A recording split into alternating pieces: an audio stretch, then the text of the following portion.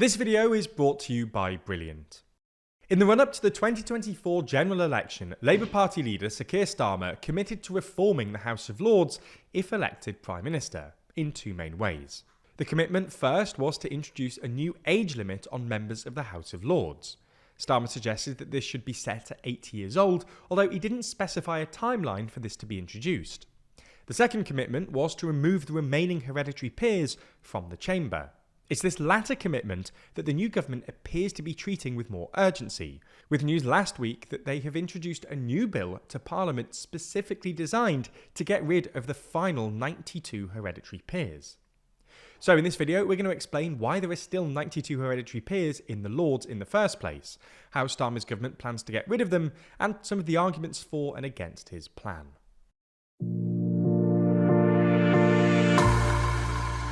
Before we start, if you haven't already, please consider subscribing and ringing the bell to stay in the loop and be notified when we release new videos.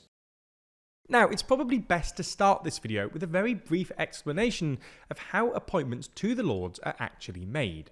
Essentially, there are three main ways someone can be appointed to the House of Lords. The first is through a political appointment.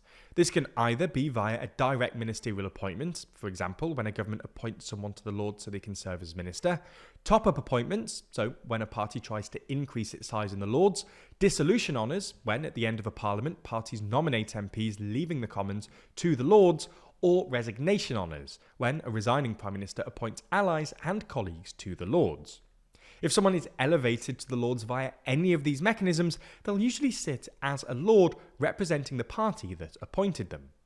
The second main way to be appointed to the House of Lords is via the House of Lords Appointment Commission, or HOLAC, which is an independent body that usually recommends experts to the House of Lords. Unlike political appointments, members usually then sit as independents, although in the House of Lords this is referred to as being a crossbencher. The third way to be appointed is on the basis of your status as a hereditary peer. Previously, hereditary peers had an automatic right to sit in the House of Lords, meaning that, prior to a significant change we'll get onto in a second, around 750 people were able to effect legislation on the basis of which family they were born into. However, in 1997, in the run-up to the general election, Tony Blair's Labour Party promised to end the right of hereditary peers to sit and vote in the House of Lords.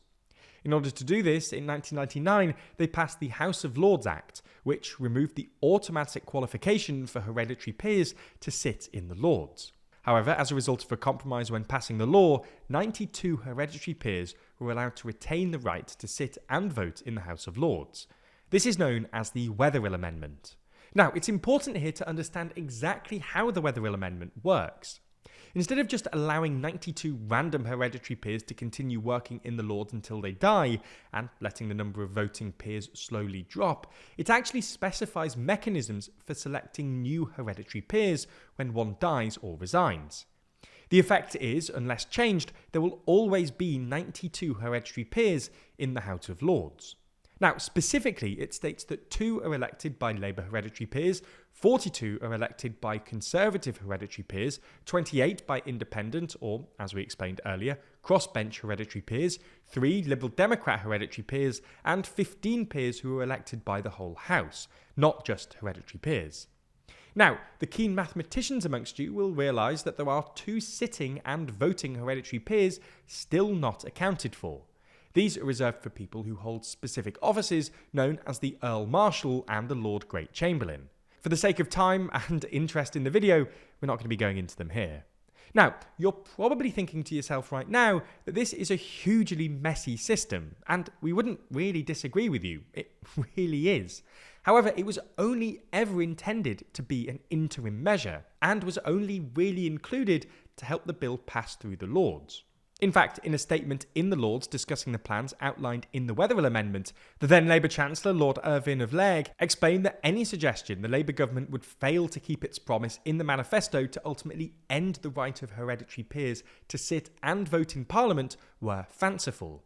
As it turned out, such suggestions were not fanciful, and to this day, 92 hereditary peers still sit in the House of Lords. In fact, in November last year, a by-election took place following the death of Lord Brougham of Vaux. This was a by-election in which the whole House was eligible to vote, and Lord Camoys was selected to replace him in the Lords. Additionally, there are actually still 2 vacancies, with the Earl of Sandwich, yes, that's his actual title, retiring on the 20th of May this year, leaving a crossbench vacancy open, and the Lord Willoughby de Brooke being removed due to non-attendance, leaving a Conservative vacancy open. Usually these by-elections take place within 3 months. However, as the Lords anticipate that the system might soon be abolished, they've extended the deadline to 18 months. Now, this brings us nicely back to the government's plans for the sitting and voting hereditary peers. As we mentioned in the introduction, Labour are planning on removing these peers from the House of Lords, effectively finishing the job that the last Labour government started 25 years ago. Last week, Pat McFadden, the current Chancellor of the Duchy of Lancaster, introduced the Hereditary Peers Abolition Bill, which aims to do this by amending the House of Lords Act of 1999. Section 1 of the Hereditary Peers Abolition Bill literally just removed Section 2 of the House of Lords Act, the bit that specifies which peers are still able to sit in the Lords and how by-elections can be held. Now, it's worth mentioning that the bill has only been introduced in the House of Commons and is not law yet. There's still a long journey it has to go on in order to become law, and there will undoubtedly be some bumps along the way, especially as it has to go through the Lords itself.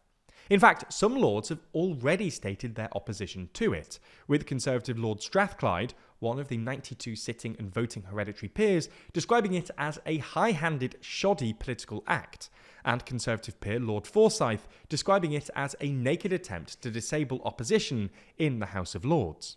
Now, we'll have to see exactly how much opposition it faces when it does eventually make it to the House of Lords.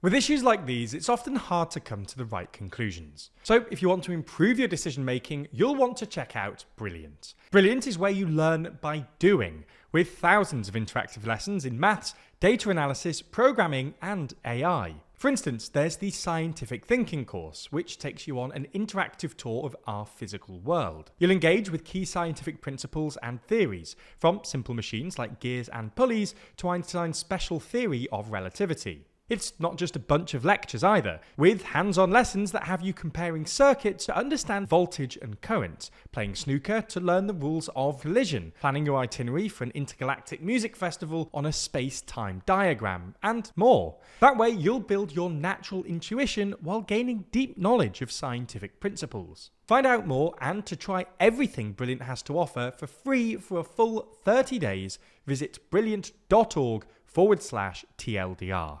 or click the link in the description. You'll also get 20% off an annual premium subscription. Thanks for your support, and thanks to Brilliant for sponsoring this video.